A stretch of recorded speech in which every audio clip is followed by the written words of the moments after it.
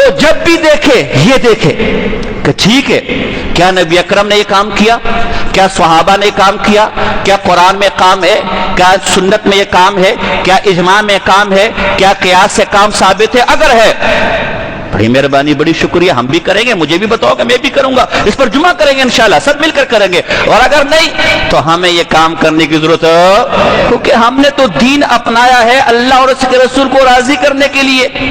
بھائی آپ نے پاکستانی شناختی کارڈ بنایا نا، پاسپورٹ شناختی کارڈ، تاکہ کوئی آپ کو پکڑے نہیں، تو آپ بنا کر بھی لوگ آپ کو پکڑ رہے تو پھر فائدہ کیا؟ دین تو اس لیے اپنایا کہ اللہ اور اس کے رسول کیا ہو جائے، اور کام آپ کو کرے جس سے اللہ اور اس کے رسول کیا ہو ناراض، تو اس کام کا کوئی فائدہ ہے؟ یہ عقل مندی ہے؟ اب سمجھے، اب بات کی طرف آئے۔ انہی دنوں میں جو ہمارے ہاں منائی جاتی ہے، کی جاتی ہے، وہ ایک شعبان کے مہینے میں 15 شعبان کی رات ہے۔ کیا ہے؟ 15 شعبان کی رات۔ 15 شعبان کے فضائل ثابت ہیں، احادیث سے ثابت ہے، علماء نے اس پر کتابیں لکھی ہے۔ علماء نے اس پر کیا کی ہے؟ کتابیں لکھی ہے۔ ملا علی قاری نے التبیان کے نام سے کتاب لکھی ہے، ابن طولون نے کتاب لکھی ہے، 1014 ملا علی قاری متوفى ہے، ابن حجر حیثمی 975 ہجری کا عالم متوفى ہے، انہوں نے کتاب لکھی ہے الایضاح والبیان لما جاء فی النصف من شعبان، کتاب لکھی ہے۔ اس طرح علامہ فاسی رحمہ اللہ کی کتاب ہے، 1021 متوفى ہے، الدرر الحسان فی الکلام علی النصف من شعبان، 19 کے قریب احادیث لے کر آئے، جو صحیح بھی ہیں، حسن بھی ہیں، ضعیف بھی ہیں۔ شیخ الاسلام مفتی محمد تقی عثمانی صاحب فرماتے ہیں کہ شعبان کے فضائل کی احادیث 10 صحابہ سے ثابت ہے، لہذا 15 شعبان کی رات کی فضیلت ثابت ہے۔ مجمع الزوائد نے لکھا ہے، اس طرح طبرانی کے اندر امام طبرانی نے ابھی میں نے آپ کے سامنے سنائی لکھی ہے، نبی اکرم صلی اللہ علیہ وسلم کی حدیث ہے، حضرت معاذ بن جبل رضی اللہ تعالی فرماتے یطلع اللہ الی جمیع الخلق لیلۃ نصف من شعبان فیغفر لجمیع خلق الا لمشرک او لشاحن۔ قیامت 15 شعبان کو، اور اس روایت کو سعودی عرب کے بڑے عالم گزرے علامہ البانی، الترغیب والترغیب ان کی کتاب ہے، صحیح الترغیب والترہیب، اس میں اس کو صحیح کا ہے، صحیح۔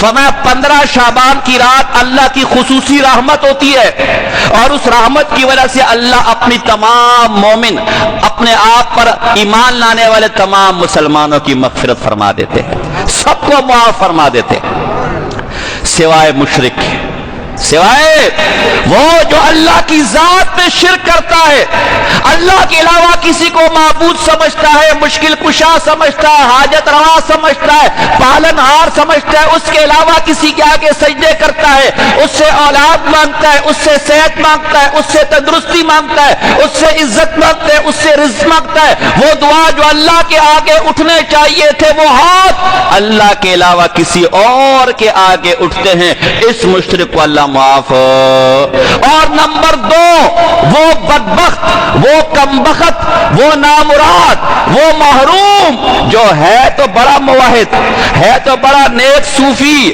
ہے تو بڑا حاجی، بڑے حج کر آئے، بڑے زکوٰۃ اور صدقے دیتا ہے، لیکن اپنے دل میں کسی مسلمان کے لیے کینہ رکھتا ہے، کسی مسلمان کے لیے حسد رکھتا ہے، کسی مسلمان کے لیے نفرت رکھتا ہے، کسی مسلمان کے لیے بغض رکھتا ہے، کسی مسلمان کے لیے اناد رکھتا ہے، اللہ اس رات اس بدبخت کی بھی مغفرت نہیں کرتا۔ اور بعض روایتوں میں آتا ہے اللہ بدکار زانی کی بھی مغفرت، شراب پینے والے کی بھی مغفرت، قاتل کی بھی مغفرت، اور ماں باپ کی نافرمانی، ماں باپ کو تنگ کرنے والا، ماں باپ کی بات نہ ماننے والا، اس کی مغفرت بھی۔ یہ 7 بندے، مشرک کی دل میں کینہ رکھنے والا، قاتل، زانی، اور جناب جی شرابی، اور ماں باپ کا نافرمان، ان 7 بندوں کے علاوہ اللہ ہر ایک کی مغفرت فرما دیتا ہے۔ جب 15 شعبان کی رات آتی ہے، اللہ کے رحمت کے فرشتے نادا منادن فرشتے آسمانوں پر پکارتے اللہ کا یہ فرمان لے کر هل من مستغفر فاغفر له هل من سائل فاعطي له فلا يسأل احد شيئا الا اعطى الا لمشرك او زانية لفرجها. جب 15 شعبان کی رات آتی ہے تو رحمت کا فرشتہ اللہ کا یہ فرمان لا کر پہلے آسمان پر اعلان کرتا ہے آج اللہ کی رحمت کو جوش آیا ہوا ہے, آج اللہ کی رحمت کا ٹھاٹے مارتا ہوا سمندر ہے. اے لوگوں, ہے کوئی 15 شعبان کی اس رات میں اللہ اعلان فرما رہے جو مجھ سے مغفرت طلب کرے میں اس کی مغفرت کر دوں, جو مجھ سے کوئی چیز مانگے یا اللہ کاروبار کی پریشانی ہے, نیک اولاد نہیں ہے, جوان بیٹے نہیں ہے, مال کا مسئلہ ہے, بیماری ہے, تنگی ہے, دشمن سے ڈرتا ہوں, کوئی سوال ہے جو مجھ سے مانگے میں اس سوال کو پورا کروں. پر حدیث میں آتا ہے اس رات میں آگے آتے ہے کوئی بھی شخص کوئی بھی سوال کرتا ہے مگر ایک اللہ اس کا سوال پورا کر دیتا ہے, اس کی دعا کو قبول کر لیتا ہے. وہ کچھ بھی طلب کرے اللہ اس رات وہ دعا کیا کر لیتا ہے, قبول کر لیتا ہے.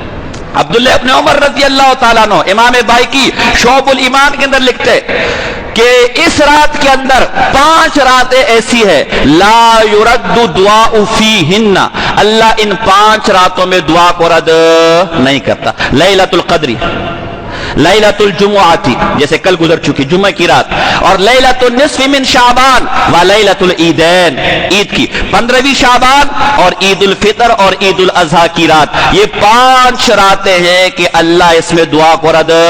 اور امام شافعی رحمہ اللہ وہ فرماتے بلغنا ان الدعاء یستجاب فی 5 لیال لیلۃ الجمعہ و اول رجب و لیلۃ النصف من شعبان و لیلۃ العیدین. ہم تک علماء سے یہ بات پہنچی ہے کہ 5 راتوں میں دعائیں قبول ہوتی ہیں. 5 راتوں میں, ان میں ایک 15 شعبان کی رات بھی ہے. اور امام ابن رجب حنبلی 795 ہجری متوفا ہے, بہت بڑے حنبلی عالم ہے. وہ فرماتے اس رات میں خوب عبادت کرنی چاہیے, خوب اللہ اللہ کرنی چاہیے. شیخ الاسلام امام ابن تیمیہ رحمہ اللہ نے اپنے فتاوی کی جلد نمبر 23 کے اندر اس رات کی فضیلت کے قائل ہیں. اسی طرح ہمارے اہل حدیث علماء میں سے فتاوی حصاریہ اور فتاوی علماء اہل حدیث اور ہمارے اہل حدیث بھائیوں کے بہت بڑے محدث عالم گزرے. عبد الرحمن مبارک پوری رحمہ اللہ ترمذی کی بہترین شرح لکھی ہے, تحفۃ الاحوذی علماء سے پوچھنا کتنی بہترین شرح ہے, اس میں بھی اس رات کی فضیلت کے قائل ہے. گویا حدیث سے بھی ثابت ہے, اسلاف سے بھی ثابت ہے, دیوبندی بریلوی اہل حدیث سب بھی اس کی فضیلت کیا ہے, قائل ہے. لہذا یہ رات ملے تو عبادت کرنی چاہیے. دیکھو میں نے کہا تھا نا یا قرآن سے ثابت ہوگا یا حدیث سے. حدیث آ گیا کہ نہیں آ گیا, آگے کہ نہیں آ گیا, یا اجماع ہوگا آ گیا کہ نہیں آ گیا, مجتہد امام شافعی آ گیا کہ نہیں آ گیا, ہمارا مسئلہ ثابت ہو گیا کہ نہیں ہو گیا. اب اس کے علاوہ اس رات میں ہر آدمی کی انفرادی عبادت ثابت ہے بس. اس کے علاوہ کوئی خاص نماز, مسجدوں کے اندر جمع ہو کر خاص ذکر کرنا, یا ہمارے شاگرد نے کہا کہ شب برات کا حلوہ, دال کا حلوہ, سوجی کا حلوہ, اور کون سے حلوے ہوتے ہیں, چنے کی دال کا حلوہ, خدا جانے حلوہ. ہم تو ایک یہ ملتانی سون حلوہ جانتے, وہ بھی سلیم بھائی لے کر آئے تھے جو ہے. تو یہ والے حلوے, اس طرح کوئی حلوہ ثابت نہیں. اسی طرح بیری کے پتوں سے جو ہے وہ خود کو نہلانا, ہمیں طالب علم اس کا بھی کوئی ثبوت, ساری بیماریاں سب کچھ. ایک بات یاد رکھو, جب بھی تمہیں کوئی دین بتائے نا اس کو بولو عربی میں کیا لکھا ہوا ہے, عربی میں بتاؤ, وہاں وہ پکڑا جائے گا, اس لیے کہ دین عربی میں. اور بدعت ساری اردو کے اندر. بدعت ساری کیا ہے, ہمارے صدر صاحب اعظم بھائی ایک دفعہ مجھے کہنے لگے, مجھے ایک آدمی نے کہا کہ حضور نے فرمایا جس کا کوئی پیر نہیں اس کا پیر ابلیس ہے. اس کا پیر کیا ہے, جس کا کوئی, اس کا پیر. میں نے کہا اچھا یہ نبی نے فرمایا, کہا تو میں نے کہا پیر تو اردو کا لفظ ہے, نبی اردو جانتے تھے, نبی اردو.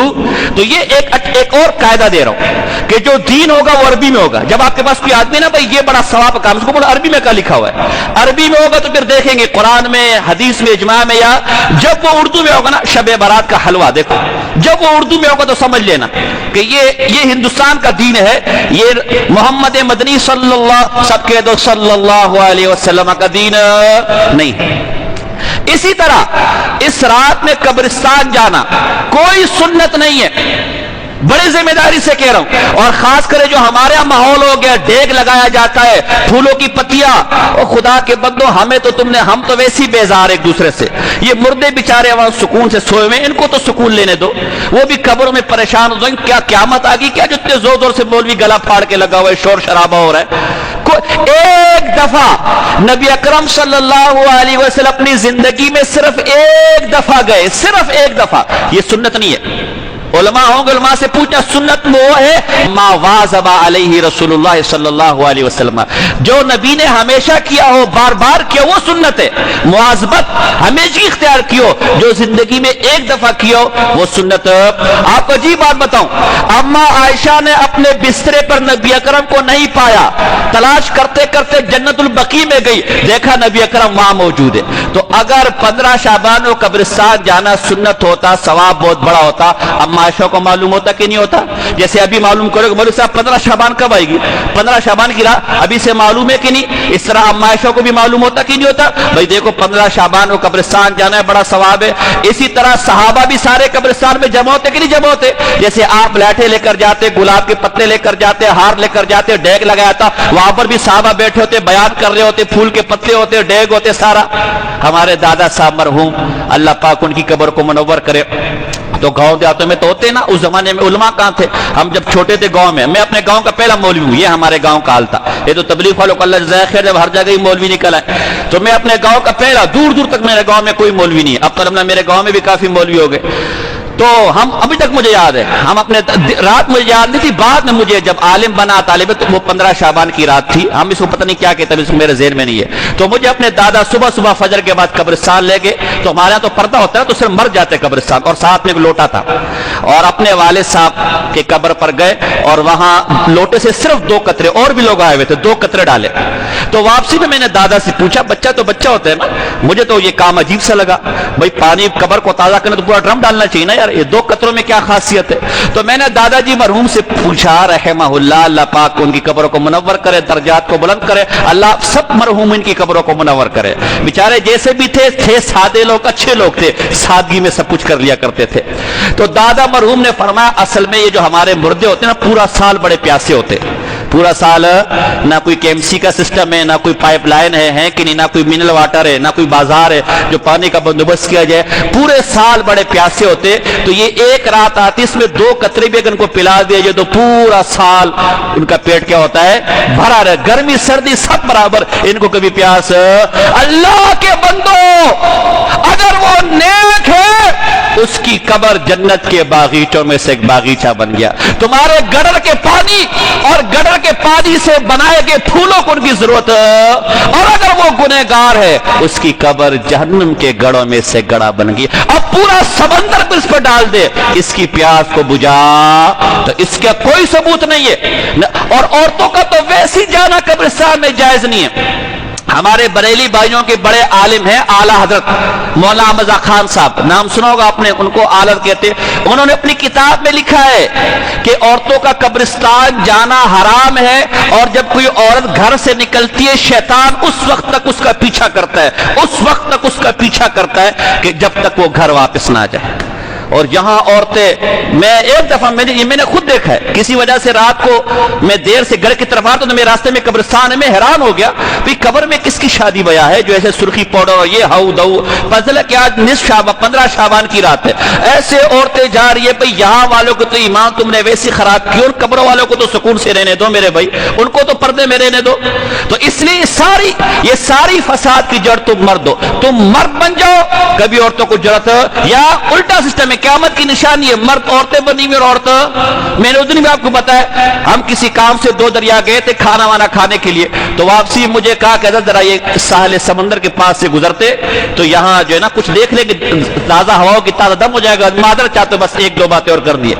تو وہاں کنارے پر کوئی لمبے لمبے بالوں والا کیا کہیں گے, جو بھی تھا. تو میں نے کہا بابا یہ عورت بیٹھی ہوئی اس طرف سے نہیں گزرتے, وہ اس نام اور آدمی نے سن لیا. تو ایسے منہ موڑ کے دیکھو تو وہ بابا تھا, وہ کیا تھا, بابا تھا, پیچھے سے بابی تھی, سامنے سے بابا تھا. بلکہ پیچھے سے بھابھی تھی اور سامنے سے کیا تھا؟ بھابا تھا. تو یہ ہمارا حال ہو چکا ہے کہ مرد عورتیں ہو چکی اور عورتیں مرد. تم پر عورتیں حاوی ہے, تم عورتوں کی ماننے والے ہو. تم اگر مرد ہو جاؤ اور انہیں کہو کہ اللہ اور اس کے رسول نے جو کہا ہے, بی بی سرخی پاؤڈر سے پہلے بیزار ہو لیکن کرتا رہوں گا, لیکن وہ دنیا کا معاملہ ہے, اس پر کوئی گناہ نہیں ہوگا جب تک پردے میں رہے گی, لیکن دین کے معاملے میں تیری سننے کو تیار. اگر یہ مردوں کا جانا جائز نیچے جائے کہ عورتوں کا, تو نبی اکرم ایک دفعہ صرف گئے, ایک دفعہ قبرستان گئے, اس کے علاوہ. لہذا اگر ایک دفعہ آپ جانا چاہے, سنت نہیں ہے, ایک دفعہ اگر آپ جانا چاہے اس کی اجازت دی جا سکتی, اس کی اجازت کوئی مسئلہ نہیں. جائیں وہاں دعا مانگے, دعا مانگ کر عورتوں کو لے کر جانا, مجمع لگانا, ٹھیلے لگانا, پھول کی پتیاں چڑھانا, سیرے ڈالنا, اسی کوئی ضرورت.